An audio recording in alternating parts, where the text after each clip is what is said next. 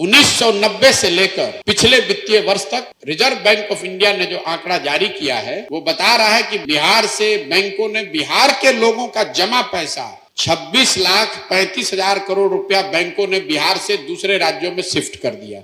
बिहार में रोजगार इसलिए नहीं है, जो मूल बात अगर आप इसको समझना चाहते हैं, यहां से पूंजी की अनुपलब्धता सबसे बड़ी बात है। आप और हम लोगों के पलायन की बात कर रहे हैं, हम लोग यहां से पढ़े लिखे लोगों की पलायन की बात कर रहे हैं, हम लोग यहां पूंजी के पलायन की बात नहीं कर रहे हैं। मैं आपको एक आंकड़ा दे देता हूं क्योंकि इसकी चर्चा ना कहीं होती है ना कोई करता है। देखिए, स्वरोजगार के लिए, उद्योग धंधे के लिए सबसे ज्यादा जरूरी है पूंजी का होना। आप यूट्यूब चलाते हैं, अगर आपको यूट्यूब एज एन एंटरप्रेन्योर, आपको यूट्यूब का चैनल बड़ा करना है, आपको पैसे चाहिए। पैसा आता कहां से है? पैसा आता है बैंकों से, आपको ऋण मिलता है। कोई भी जो उद्योग धंधा लगा हुआ है उसमें जो उद्योग शुरू करता है वो 100 रुपया लगाता है, 4 रुपया 10 5 रुपया कर्ज लेकर आता है। तो ये पूंजी आती कहां है? पूंजी आती है बैंक से। बिहार में, पूरे देश में पूंजी के स्तर को नापने के लिए एक आंकड़ा है जिसको कहते हैं क्रेडिट डिपॉजिट रेशियो। मतलब बैंकों में जो पैसा जमा हुआ उसमें से कितना पैसा पूंजी के तौर पर समाज को वापस मिला, घर बनाने के लिए, बिजनेस करने के लिए, गाड़ी खरीदने के लिए, उद्योग धंधा करने के लिए। तो देश के स्तर पर यह आंकड़ा है 70% का। मतलब जितना पैसा बैंकों में जमा हुआ, बैंकों ने 70% पैसा वापस ऋण के तौर पर दिया। बिहार में यह आंकड़ा है 40%। मतलब, और इसका असर क्या होता है वो आप समझिए। पिछले साल बिहार की गरीब जनता ने बैंकों में जमा किया 4,21,000 करोड़ रुपया।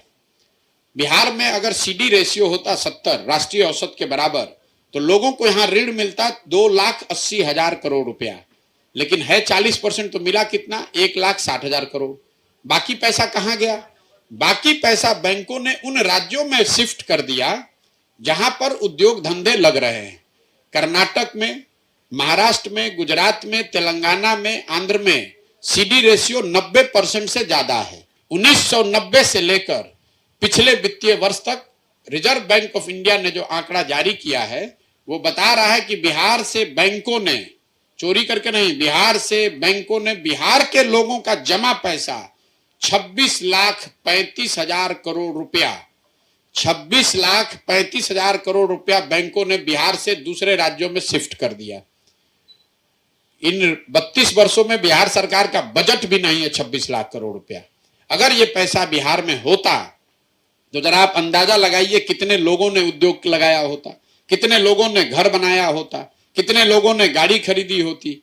जब तक यहां पूंजी की उपलब्धता नहीं कराई जाएगी तब तक यहां पर से बेरोजगारी दूर नहीं होगी। बेरोजगारी दूर एक फैक्ट्री लगाने से नहीं होगा। आप एक फैक्ट्री लगाइएगा, उसमें कितने लोगों को नौकरी मिल जाएगी? फैक्ट्री लगना चाहिए, लेकिन लोगों के हाथ में पूंजी की सुलभता बहुत जरूरी है। पूंजी यहां है नहीं, आपके पास पूंजी नहीं है। आपका प्रति व्यक्ति आय है 35,000 रुपया, तो 35,000 रुपया में आप खाइएगा क्या, कमाइएगा क्या और बचाइएगा क्या? तो सरकार की योजना ये होनी चाहिए कि आपके हाथ में सरकार की गारंटी से पूंजी की उपलब्धता हो, ताकि आप बड़े स्तर पर लोग स्वरोजगार कर सकें। कोई गाड़ी खरीदेगा, कोई मछली का व्यापार करेगा, कोई अंडा का व्यापार करेगा, कोई डेयरी फार्म खोलेगा, कोई यूट्यूब चैनल खोलेगा, वो जरूरी है। यही कारण है कि आप हाजीपुर में जाइए, आपको घर बनाना है, अगर आपको हाउसिंग लोन लेना है तो आप 10-20 हजार रुपया घूस दे रहे हैं। और यही हाउसिंग लोन लेने जब आप नोएडा, बॉम्बे में जाते हैं तो 4 बैंक वाला आपके घर आता है कि भैया हमसे ले लीजिए कि हमसे ले लीजिए। तो आप घर आसानी से, 1 करोड़ का घर है आप 10 लाख में खरीद लेते हैं, 90 लाख आप ईएमआई देते हैं। लेकिन बिहार में अगर आपको 1 करोड़ का घर बनाना है तो पूंजी आपके पास है ही नहीं, 1 करोड़ आपके पास होगा नहीं, तो आप 20 लाख का घर बनाइएगा। 20 लाख का घर बनाएगा तो उतना कम सामान उसमें लगेगा। अगर 1 करोड़ का घर बनाते तो उतना बड़ा घर बनता, उतना ज्यादा सीमेंट लगता है, ज्यादा लोगों को रोजगार मिलता। लोगों को रोजगार तब मिलेगा जब यहाँ पर इकोनॉमिक एक्टिविटी बढ़े। इकोनॉमिक एक्टिविटी तब बढ़ेगी जब लोगों के हाथ में सुलभता से पूंजी उपलब्ध कराया जाए। और इसके लिए किसी सरकारी योजना की जरूरत नहीं है।